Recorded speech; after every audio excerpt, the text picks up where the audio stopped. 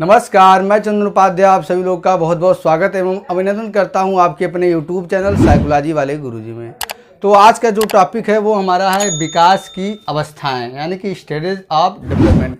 विकास की कितनी अवस्थाएं होती हैं, हर मनुष्य विकास की किन किन अवस्थाओं से गुजरता है और उसका अनुमानित आयु स्तर क्या होता है, और साथ ही साथ हर एक अवस्था में बच्चा क्या सीखता है या एक मनुष्य क्या सीखता है, क्या ग्रहण करता है, इन सब के बारे में डिटेल में आज की क्लास में हम जानने वाले हैं। तो वीडियो में आप लोग लास्ट तक बने रहेगा। और ये जो टॉपिक है वो आपका BA third year 5th semester यानी कि पंचम सेमेस्टर मनोविज्ञान का है।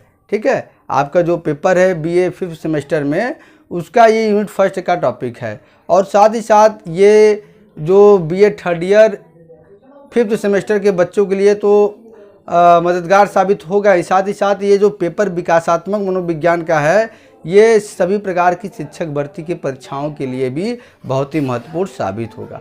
तो सभी बच्चे वीडियो में लास्ट तक बने रहेगा। मैं एकदम सिंपल तरीके से चार्ट आप बनाया हूँ, आप देख सकते हैं। इसके माध्यम से आपको मैं सिखा दूंगा कि विकास की अवस्थाएं क्या हैं, इसको आप भूलेंगे नहीं। तो चलिए बिना किसी देरी के शुरू करते हैं। सबसे पहले विकास क्या होता है, विकास का अर्थ परिभाषा क्या है, विशेषताएं क्या है, इसके पहले वीडियो में हमने उसके बारे में चर्चा कर दिया। अगर आपने नहीं देखा है तो आप चैनल में विजिट करके उसको देख सकते हैं। आज हम बात करेंगे कि विकास की अवस्थाएं क्या होती है। विकास की अवस्थाओं से क्या तात्पर्य होता है। देखिए, विकास की जो प्रक्रिया होती है वो क्या है, विभिन्न अवस्थाओं से होकर गुजरती है, इसलिए इसको विभिन्न अवस्थाओं में बांटा गया है। विकास की जो प्रक्रिया है वो विभिन्न अवस्थाओं से होकर गुजरती है। यहाँ पर आपको मैं क्लियर कर देना चाहता हूँ कि वृद्धि और विकास में अंतर होता है। ठीक है, वृद्धि से तात्पर्य मात्रात्मक परिवर्तन से है और विकास से तात्पर्य गुणात्मक परिवर्तन से है। यदि आपसे कोई पूछे कि लंबाई कितनी है, आपकी ऊंचाई कितनी है, आपका भार कितना है, तो ये क्या हो जाएगा, वृद्धि हो जाएगा। विकास पूछा जाए तो ये इसमें आप ये अंगों का विकास, आपके अंग जो होते हैं जब परिपक्व होते हैं तो उसे हम विकास की संज्ञा कहते हैं। और विकास जन्म से मृत्यु तक चलने वाली प्रक्रिया है। उसी आधार पे क्या है, पूरा जन्म जब माँ के गर्भ में होता है तब से लेकर जब व्यक्ति की मृत्यु नहीं होती है तब तक ये प्रक्रिया चलने वाली है। और ये विकास की अवस्थाओं को समझने के लिए आप जो है कि हर अवस्था के लोग आपके आसपास होंगे, उनको आप देखिए कि वो क्या करते हैं उस अवस्था में, उससे क्या है आसानी से आप चीज़ों को समझ सकते हैं। तो आप हर एक टॉपिक को, मनोविज्ञान के हर एक टॉपिक को रियल लाइफ से भी जोड़ के उसको सीखते रहिए। सबसे पहला अवस्था जो विकास की है वो है गर्भकालीन अवस्था, जिसको प्रीनेटल पीरियड कहते हैं। यानी कि जब बच्चा माँ के गर्भ में होता है तो उस अवस्था को क्या कहते हैं, गर्भकालीन अवस्था कहते हैं। और यह अवस्था गर्भधारण से लेकर जन्म तक यानी कि लगभग 280 दिनों की अवस्था यह मानी जाती है। कौन सी अवस्था, गर्भकालीन अवस्था। और इस अवस्था में विकास की गति क्या है, बहुत ज़्यादा तीव्र होती है। और अधिकांश विकास क्या है, शिशु के शरीर में होता है। यानी कि जब बच्चा माँ के गर्भ में होता है तो विकास की जो गति है क्या है, तीव्र होती है। ठीक है, और अधिकांश विकास उसके शरीर में होता है। पहले शुरुआत की अवस्था में क्या है, अंगों का एक ढांचा बनता है, फिर बाद में धीरे धीरे क्या है, जैसे समय बीतता है वो उसमें क्या है, मजबूती आती है, परिपक्वता आती है। ठीक है, तो इसी को गर्भकालीन अवस्था कहा जाता है। यानी कि माँ के गर्भ में बच्चा जितने समय तक रहता है उसी को गर्भकालीन अवस्था कहा जाता है। तो कितने समय तक रहता है, 280 दिनों तक रहता है। इसमें भी इसको भी 3 भागों में बांटा गया है आपकी सुविधा की दृष्टि से। सबसे पहला बीजावस्था यानी कि जर्मिनल पीरियड। बीजावस्था उस अवस्था को कहते हैं जिस अवस्था में पुरुष का शुक्राणु मादा के अंडाणु से मिलकर एक क्या है, जाइगोट या युग्मज बनाता है, उसी को बीजावस्था हम लोग बोलते हैं। और इसका समय होता है गर्भधारण से लेकर 2 सप्ताह तक की अवस्था क्या है, होता है बीजावस्था होता है। और इस अवस्था में क्या होता है, आकार जो होता है बच्चे का, शिशु का आकार अंडानुमा होता है। ठीक है, और उसके बाद बच्चे को इसमें कोई आहार नहीं प्राप्त होता है। क्यों आहार नहीं प्राप्त होता है, क्योंकि वो जो माँ का गर्भ होता है उसमें क्या है, इधर उधर तैरता रहता है। क्योंकि ये 14 दिनों की अवस्था है, इसलिए वो क्या है, माँ के गर्भ में इधर उधर तैरता रहता है। लेकिन जो इसमें बच्चे का आकार, शिशु का अंडानुमा होता है, उसमें सेल डिवीजन यानी कि कोष्ठ विभाजन की प्रक्रिया चलती रहती है। ठीक है, और साथ ही साथ ये इस अवस्था की समाप्ति के बाद माँ की गर्भ की दीवार से चिपक जाता है, जहाँ गर्भनाल के जरिए उसे क्या है, माँ से आहार भी प्राप्त होने लगता है। इस अवस्था को हम बीजावस्था कहते हैं। दूसरा अवस्था है भ्रूणावस्था, जिसको एम्ब्रियोनिक पीरियड कहते हैं। यह अवस्था क्या है, 2 सप्ताह से 8 सप्ताह तक होती है। इसे भ्रूणावस्था इसलिए कहा जाता है क्योंकि अब बच्चा माँ के भ्रूण से चिपक गया है, उसे माँ से आहार प्राप्त हो रहा है, इसलिए इसमें शिशु को भ्रूण कहा जाता है। ठीक है, और इसमें बच्चा का क्या चेंज होता है, इसमें बच्चे के शरीर के मुख्य अंगों का निर्माण होता है। जैसे शरीर के मुख्य अंग कौन कौन से हैं, हृदय है, फेफड़ा है, लीवर है, किडनी है, इत्यादि अंगों का क्या है, इस अवस्था में निर्माण होता है। और इस अवस्था में बच्चे का जो वजन होता है वो 2 ग्राम होता है, लंबाई 1 से 2 इंच मानी गई है। अगला है तीसरा गर्भस्थ शिशु की अवस्था, जिसको फेटस पीरियड कहते हैं या पीरियड ऑफ फेटस कहते हैं। यह अवस्था का जो अनुमानित अवस्था वो क्या है, 8 सप्ताह से लेकर जन्म से पहले तक की अवस्था को हम गर्भस्थ शिशु की अवस्था कहते हैं। इस अवस्था में क्या होता है, इस अवस्था में अंगों का विकास, प्रमुख अंग हृदय, फेफड़े आदि कार्य, मतलब ये जो अवस्था है, जैसा इसमें आपको पीरियड बताया गया कि 8 सप्ताह से जन्म से पूर्व तक की अवस्था है। तो इस अवस्था में क्या होता है, जो अंग भ्रूणावस्था में बने होते हैं, इस अवस्था में उनका विकास होते हैं और शरीर के मुख्य अंग जो होते हैं, हृदय होते हैं, लीवर होते हैं, फेफड़े होते हैं, इत्यादि कार्य करने लगते हैं। इसलिए अगर बच्चा 7 महीने में भी पैदा होता है तो बच्चा क्या है, ये पूर्णतः स्वस्थ होता है और वो बच्चा जीवित होता है। ठीक है, अब अगला ये गर्भकालीन अवस्था में 3 भाग थे। दूसरा अवस्था था शैशवावस्था, जिसको इन्फेंसी हम कहते हैं, यानी शैशवकालीन अवस्था। इसका पीरियड है जन्म से 14 दिनों की अवस्था को हम क्या कहते हैं, याद रखिएगा, शैशवावस्था कहते हैं। अब शैशवावस्था में मुख्य क्या विकास होता है, बच्चे के नवीन परिस्थितियों के साथ समायोजन स्थापित करना, यानी कि शैशवावस्था वह अवस्था है, यह गर्भकालीन अवस्था के बाद की अवस्था है। इसमें बच्चा माँ के गर्भ से पहली बार इस दुनिया से या इस नवीन परिस्थिति से अपना समायोजन स्थापित करता है, क्योंकि अभी तक बच्चा माँ के गर्भ में था, उसका पूरा संसार वही था और वहाँ पे वो सुरक्षित स्थापित करता है। जब बच्चा माँ के गर्भ से बाहर आता है तो तमाम तरह की परिस्थितियों के साथ उसको अपना तालमेल बैठाना होता है। उसमें कई तरह के हानिकारक जीवाणु होते हैं जो बच्चे को क्या हानि पहुंचा सकते हैं या बच्चे को इन्फेक्टेड कर सकते हैं। तो इस अवस्था में मुख्य क्या करता है, बच्चा जन्म से लेकर 14 दिन तक की अवस्था जो है, इसमें क्या करता है, जो परिस्थितियां होती हैं उसके आसपास, उसके साथ वो क्या है, अपने शरीर को क्या है, ढालता है। ढालने की प्रक्रिया है शैशवावस्था।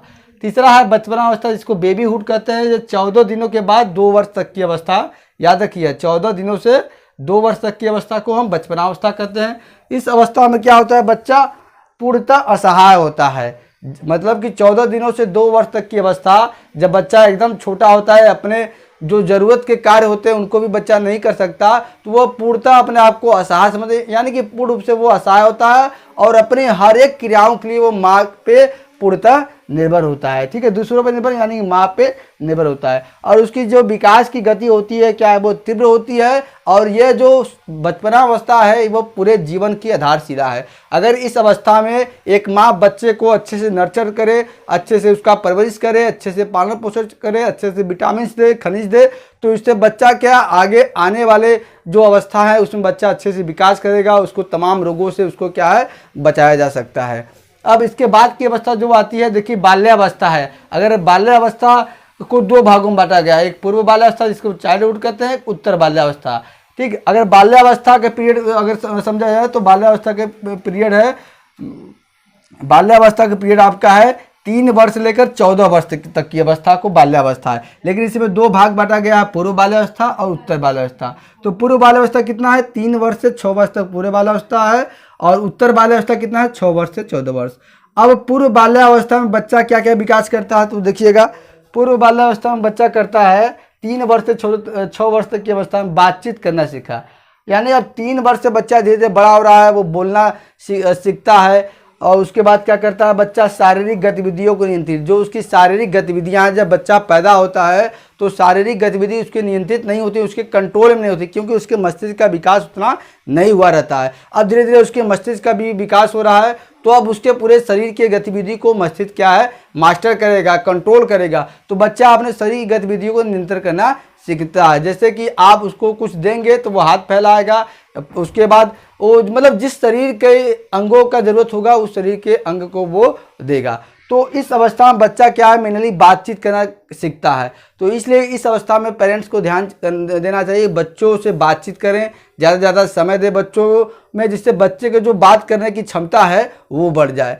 वो बच्चे जो आगे चल के बोल नहीं पाते हैं, तो जो जिनके अंदर बोलने की से संबंधित क्षमता दोष होता है, तो इसी अवस्था में होता है। इस अवस्था में माता पिता या उनके घर के जितने भी लोग हैं वो बच्चे से ध्यान नहीं दे पाते हैं, बच्चे से बातचीत नहीं करते हैं, जिससे बच्चा क्या है, उसका जो कंठ है वो अच्छे से खुल नहीं पाता है, इसलिए बच्चा आवाज़ अच्छे से नहीं निकल पाता है। इसी अवस्था अगर अच्छे से कंप्लीट नहीं होगा तो बच्चा तुतलाता है, ठीक है, शब्द पूरा नहीं बोल पाता है। तो इस अवस्था में विशेष ध्यान देने की ज़रूरत है। अब हम बात करते हैं उत्तर बाल्यावस्था, जिसका कार्य का ड्यूरेशन है 6 वर्ष से 14 वर्ष तक।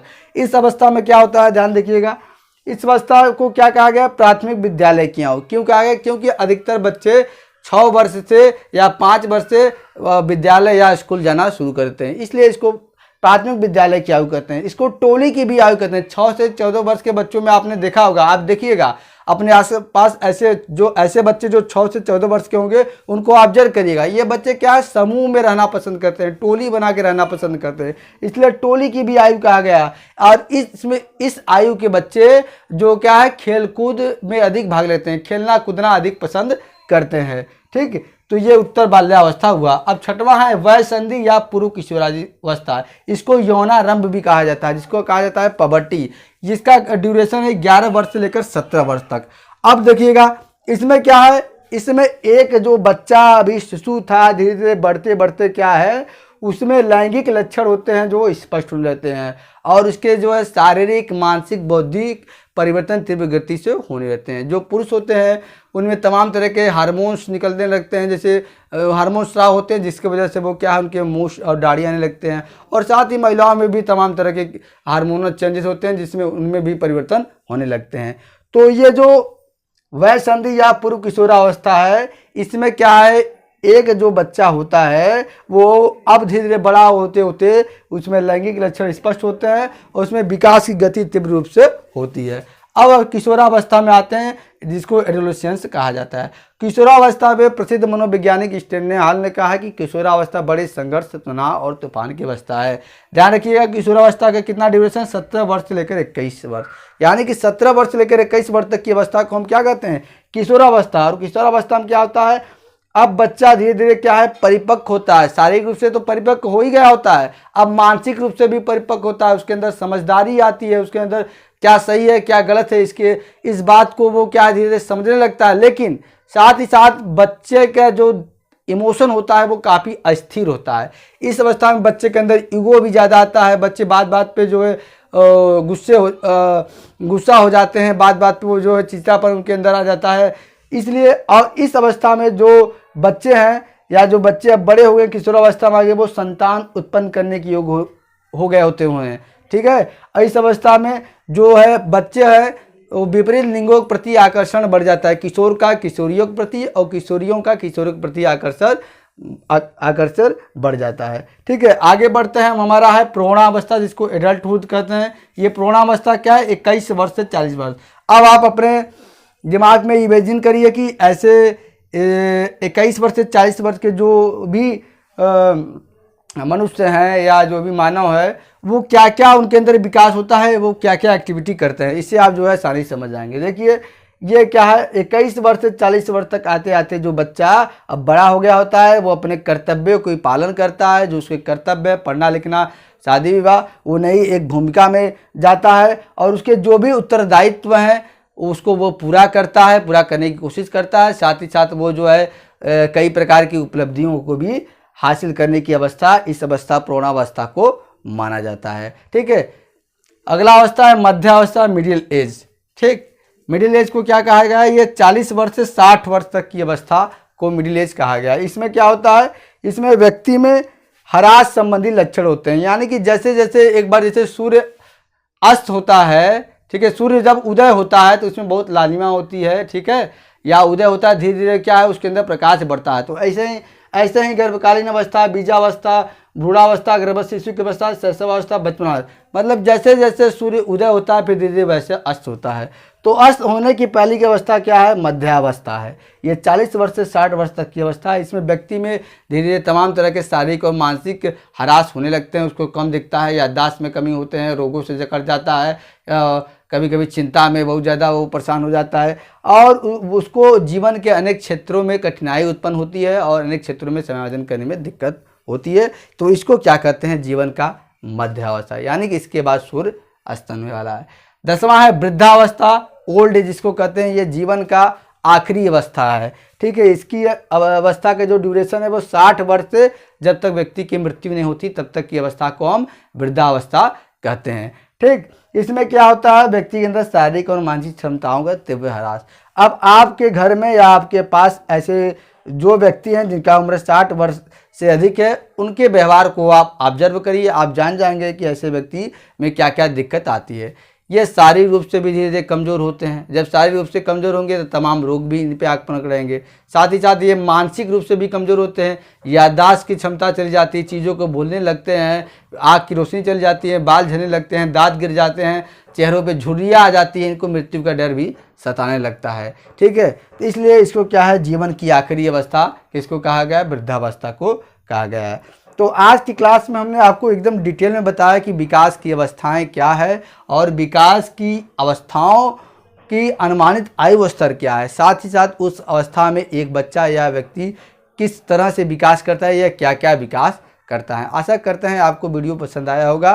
वीडियो अगर आपको पसंद आया तो वीडियो को लाइक करके चैनल को सब्सक्राइब कर दें और ज़्यादा से ज़्यादा अपने उन मित्रों के साथ शेयर करें जो साइकोलॉजी में इंटरेस्टेड हो या ये उनका पाठ्यक्रम हो। चलिए आज के वीडियो में इतना ही, मिलते हैं हम अपने अगले क्लास में। तब तक लिए आप सभी का बहुत बहुत धन्यवाद। जय हिंद, जय भारत।